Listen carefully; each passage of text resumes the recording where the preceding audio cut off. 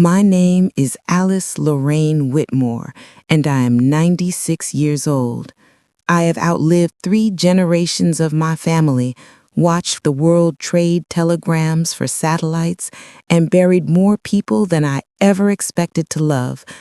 Yet somehow, after all these years, the story that sits heaviest in my bones is the one I never told, the one I swore I would take to my grave.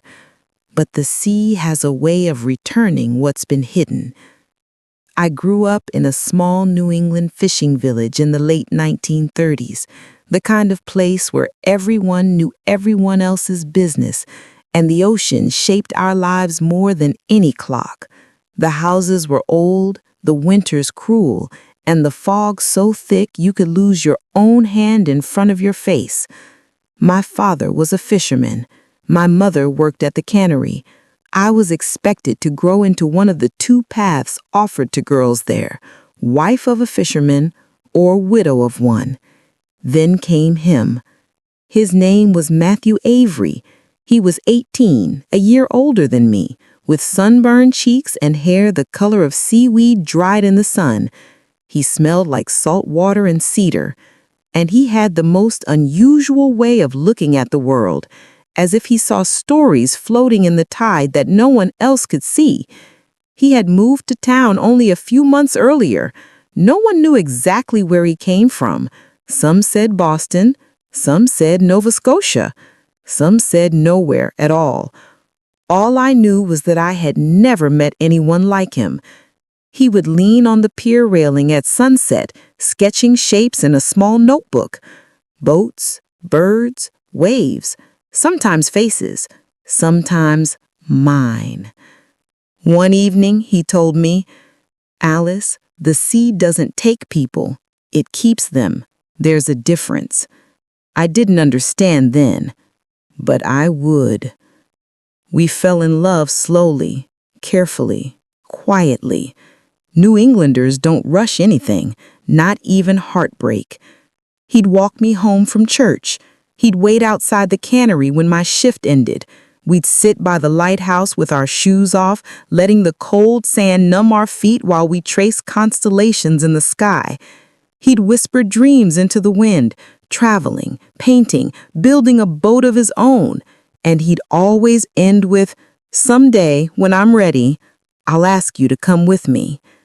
I waited for someday like it was a second heartbeat.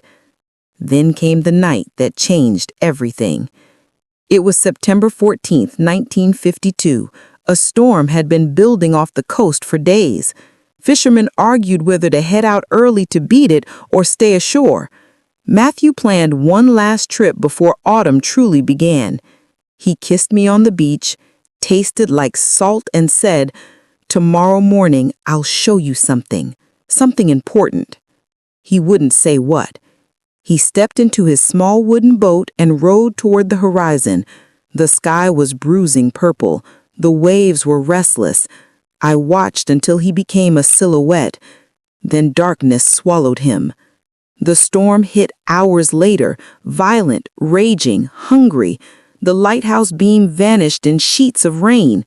People screamed. Boats crashed into the rocks like toys. At dawn, the sea was littered with debris. Oars, crates, a splintered mast, and Matthew's blue jacket tangled in seaweed. But no body. For days, then weeks, then months, I refused to believe he was gone. No one is truly gone without a body. That's what villagers told themselves to sleep at night. Eventually, the Coast Guard declared him lost at sea. My world ended, quietly. No funeral, no closure, no explanation. Years passed. Winters came and tore at the shoreline. Summers passed with silence. I grew older. I worked. I lived. I buried my mother, then my father, and eventually I married a man named Samuel, a gentle fisherman who had loved me since childhood.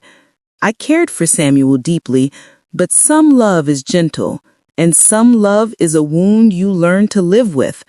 Matthew remained the wound. 50 years slipped away. Then, one foggy morning in 1999, something washed ashore. A fisherman found it wedged between rocks at low tide, a remarkably intact sealed tin container wrapped in oilcloth. My heart recognized it instantly. Matthew's sketchbook. My hand shook as I opened it.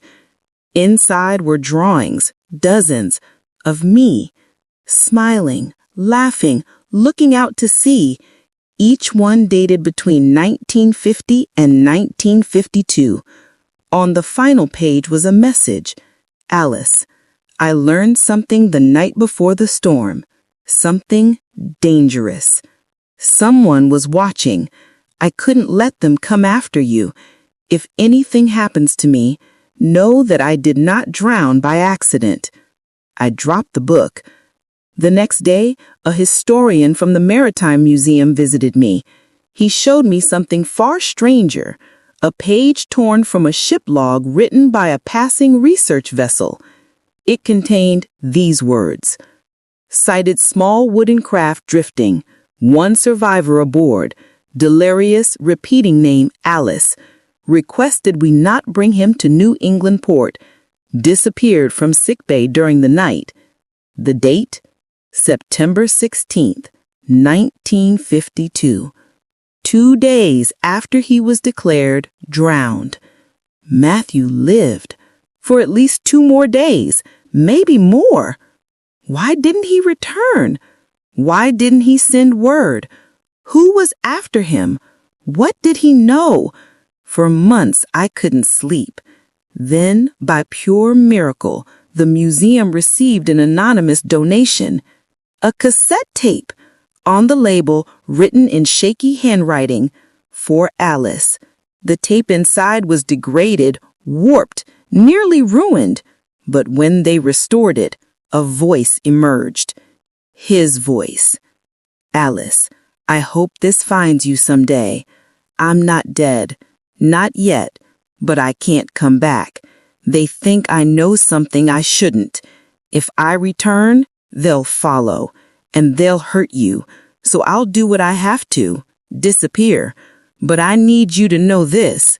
I loved you. I love you still. And if the sea ever gives me back, it won't be alive. The recording ended with a sound like waves or breathing. The museum asked me if I knew who he was running from. I didn't. To this day, I don't. But I do know this. Matthew didn't drown.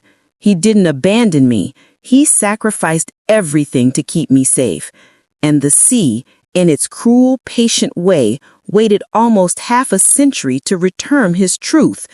Sometimes when I walk the shore at dusk, I feel him beside me. Sometimes I hear faint humming, the tune he used to whistle. Sometimes, if the wind is right, I swear I hear someone whisper my name.